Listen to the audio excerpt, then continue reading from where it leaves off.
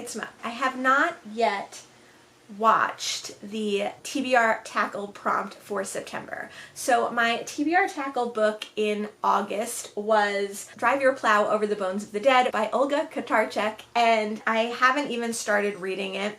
I was going to read it like I always read it in the month which the TBR Tackle is going to be set, but a friend of mine wanted to buddy read it with me in September, so I decided to hold off on that one and wait until September to read it. That means that the next TBR Tackle prompt has already come out. Usually I will do a vlog for the book that I'm reading that month, and then at the end watch the prompt for the next month and pick my next book. But this month I have not read the book yet, so I am going to watch the prompt for September. I'm going to pick my book for September, and we will be able to pick October's book together at the end. We have just 4 more books on our TBR Tackle list. I have Never Let Me Go by Kazuo Ishiguru, Transcendent Kingdom by Yagazi, Long Division by Kiki Lemon, and Ghost Bride by Yangsi Chu. So let's go ahead and watch the September prompt. I'm going to pull it up here and see what we have to do for our list this month. This was an interesting prompt because I think it was a live prompt, and it's quite long for the prompts. It's 15 minutes long. Oh no! Katie started the video saying that he didn't read last month's. Neither did I. And there was a reason, and it's in a box, and it's a mystery box. And when he finally turned the mystery box around, it was because it was his cat's ashes. His cat passed away. Oh, that's so sad. But it took time to deal with his cat issue and to lay his kitty to rest, so he did not read the August book yet. He also had his wife pick 8 books and then had the live chat pick 4 of those books to reset his TBR Tackle TBR. We don't have to do that, but here comes, I think, the actual prompt for September. Looks like Low Shelf Esteem did this month's prompt. She said it is going to be a choose your own adventure style prompt, and the first thing that you need, and she has told us to go find, is a coin so that we can flip a coin. I found a coin, and it's kind of a cool coin. It's a US 50-cent coin, which has like a big head and an eagle. So let's watch the prompt. So she said, flip it. I got tails. It looks like this is kind of a Thousand Doors style prompt. So I flipped a coin, and there's one option for heads and one option for tails. So you have to actually click the video to know where you're going. So let's see what Katie gets. Maybe he'll get tails and be able to click the tails section. So we'll be reading like along the same adventure. Oh, he did get tails. The next prompt is the last book that you read, that you finished. Was it over 300 pages or under 300 pages? The last book that I finished was Miss Pinkerton by Mary Roberts Reinhardt, and it was under 300 pages because I was reading it for Shorty September, so it was actually under 250 pages. So we'll have to see what KD gets and see if it's the same as what I had. He got over 300 pages, so I'm gonna have to go find her prompt and follow my own way. Oh no, I can't do it on my phone because it doesn't come up the same way. So I'm gonna have to pause and do this on my computer.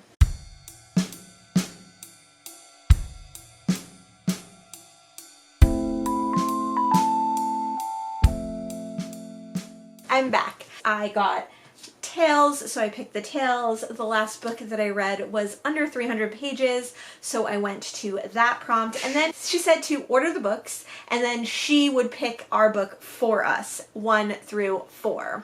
But she didn't say how to order the books, so I just, because I saw Kieran's prompt, ordered them from shortest to longest. So the shortest book is Transcendent Kingdom, the next shortest is Never Let Me Go, the next shortest is Ghost Bride, even though it looks like the longest, and then the last is Long Division. She hemmed and hawed And she did eventually pick book 3. So my book 3 is Ghost Bride by Yang Chu, and this is the book that I will be reading for September.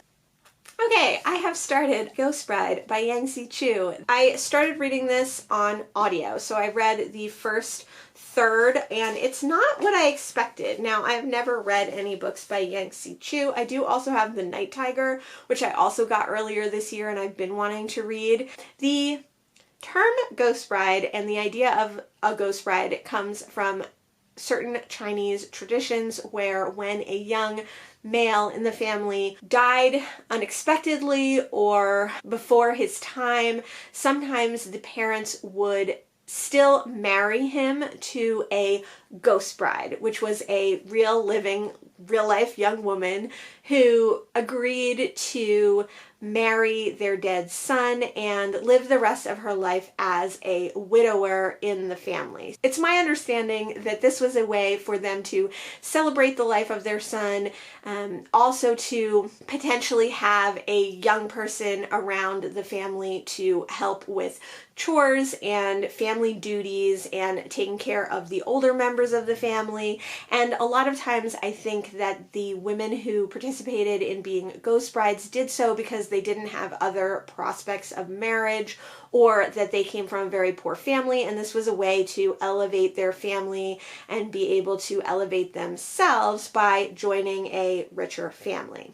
Now, what I've seen of ghost bride tradition is that they'll often marry the bride to the corpse of the man. There's a lot of pictures that you can see online of young dead men kind of propped up with their vital young bride. But also I feel like what I've read about and seen of the ghost brides is that like these women weren't super happy to participate in this exercise, and they kind of did so out of the need to do so and not the want to do so. And there's some traditions too, I think, where they have to marry like a living creature, so a animal stands in for the husband. And a lot of times, although these women maybe were elevated in station by joining a richer family, they were also a widower. So these women who never had relationships, never had any prospects of getting married, now are chained to this family as lesser members of the family and often used as, you know, servants, slaves, etc. in the family. All that I just said is just from like the minimum bit of like cultural and knowledge osmosis that I have. I have never done any real research into this subject. I have only read a few articles or seen some videos on it or whatever. So like, don't take this as like gospel. Definitely do your own research on Ghost Bride if you're interested in that subject. But Yang Chu, the Ghost Bride, the book that I'm reading, is about a young woman who comes from a family where her mother died quite young, and the father kind of fell into a deep depression, eventually turned to opium, and because of his opium addiction has many, many debts. Li Lan is a young woman of about marrying age, but she really doesn't have any marriage prospects. Her family is getting poorer and poorer as the family falls into her father's debts. Her father is falling deeper and deeper into opium addiction, and her mother's death has left a shadow over the entire family. Luckily, Li Lan does have a governess type servant who has been with the family and was with her mother before that. She acts almost as a grandmother figure, even though she is paid by the family and is treated in some ways like a servant. Although Li Lan's standing grandma is a servant in many ways, she also helps Li Lan in a lot of ways, and she wants the best for her. She wants to see her married into a good family. She wants to see her prosperous. The whole book starts with Li Lan and her father talking, and her father mentioning that a family has asked her to be a ghost bride for their son who died very recently of a fever. The son was not necessarily a nice guy and not necessarily a healthy person, but he shouldn't have died so young, and the family really wants to get him a ghost bride so that he will be happy in the afterlife. Li Lan's father doesn't really think that this is the right path for her, and Leland definitely doesn't want to do it either, and Leland's de facto grandmother thinks that the whole thing is going to be bad luck. The young man's family asks Leland to come visit them, spend holidays with them, to try to persuade her to be a ghost bride, and through certain events, Leland finds out that she was actually betrothed to this young man's cousin, and she finds that she has a connection with this cousin. Leland's father's debts belong to the young man's family, and before he had all these debts, he made a kind of verbal contract deal that Leland would marry the cousin of the family, and he hoped that that still stand, but because his debts are so numerous, the only way that he can clear them is if Leland becomes a ghost bride for the young dead son. That all happens in the first part of the story. I enjoyed that part. It's very flowery and lots of descriptions, lots of descriptive passages, lots of talk of the culture and the environment which these characters find themselves in. This book all takes place in Malaysia, and Leland and her family are Chinese immigrants to Malaysia, so there is also a lot of talk about the two cultural differences and other cultural influences that are at play here. The traditional Chinese, which is what her family adheres to, and the more traditional Malay practices and ideas. So that was all interesting. It was definitely a little bit too like historical fiction for me. I'm not much of a historical fiction person, but I did find the Malaysian and Chinese cultures to be interesting. I did like the writing. Yang Si-chu reads the audiobook that I'm listening to, so that was great. She has a lovely voice, and she obviously knows the text extremely well because she wrote it.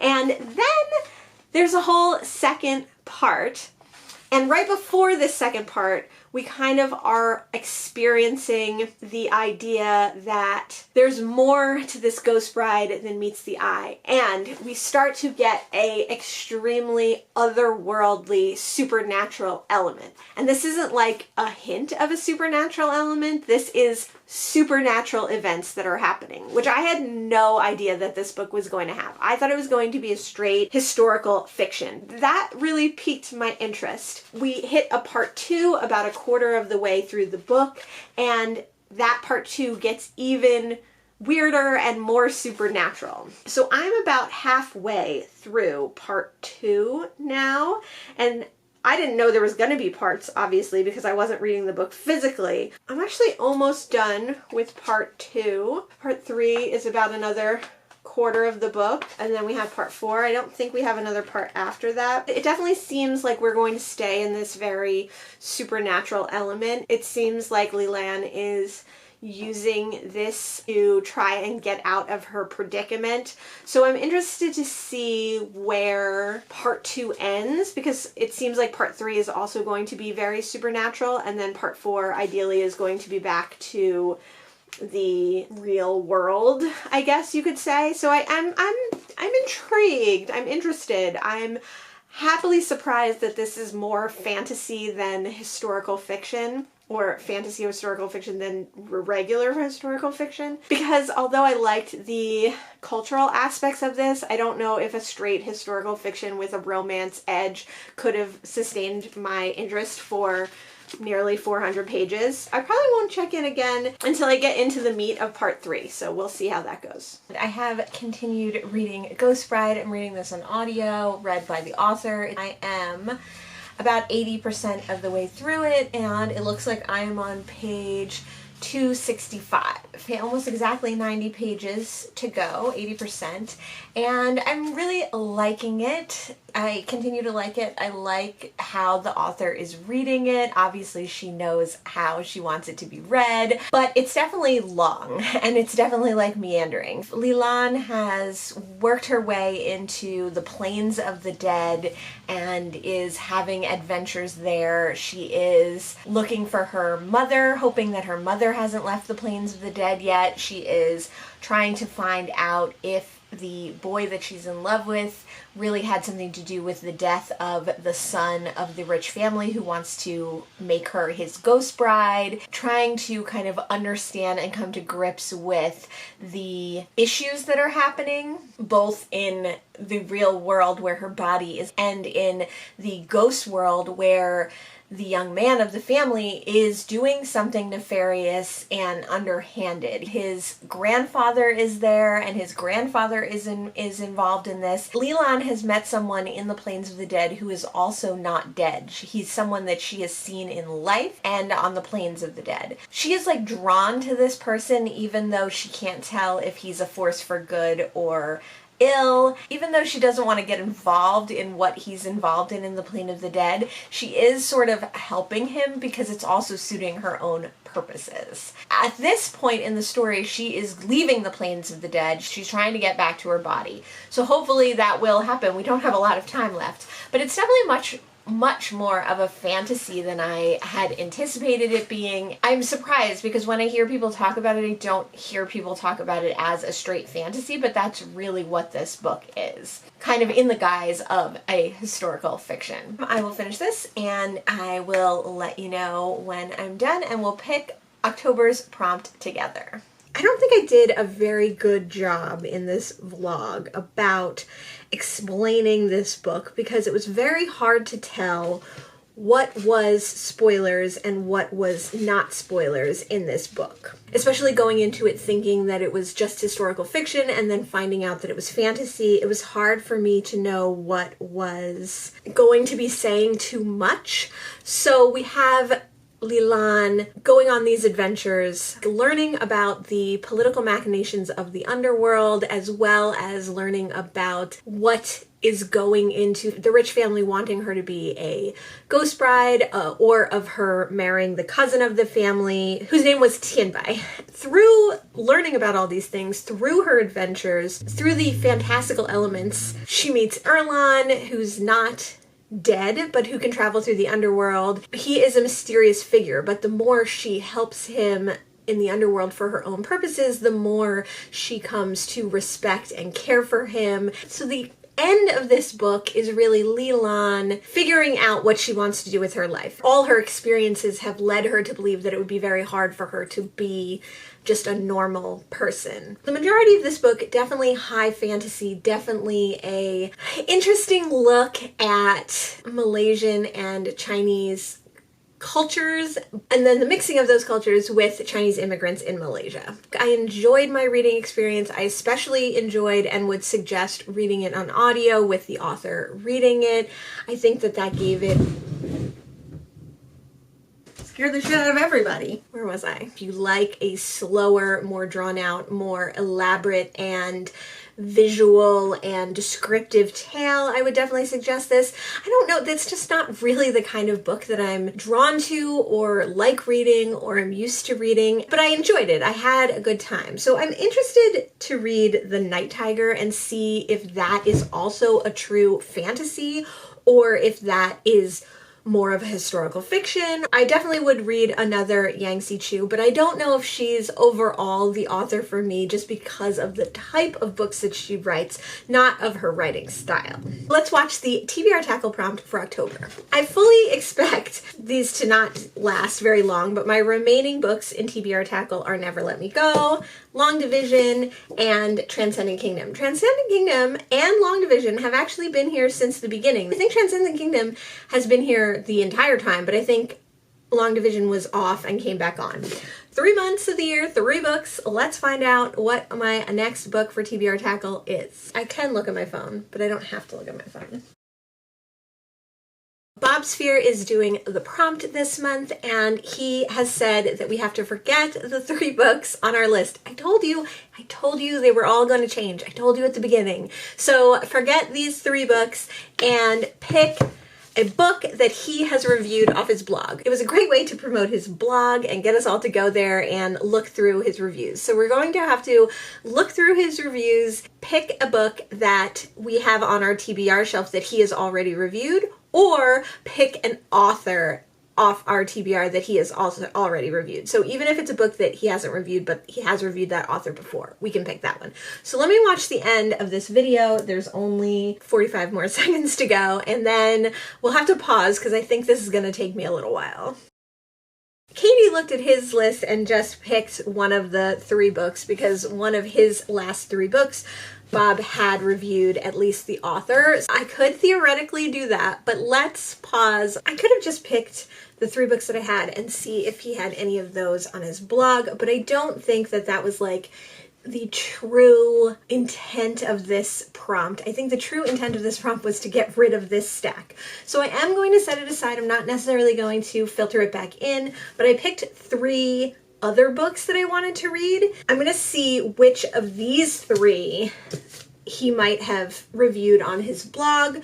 I also tried to pick ones that maybe were less, like, I'm sure he's reviewed Never Let Me Go. I'm sure he's reviewed Transcendent Kingdom. Apparently he reads a lot. So I tried to pick ones that were less likely so that maybe only one of them would have been reviewed on his blog.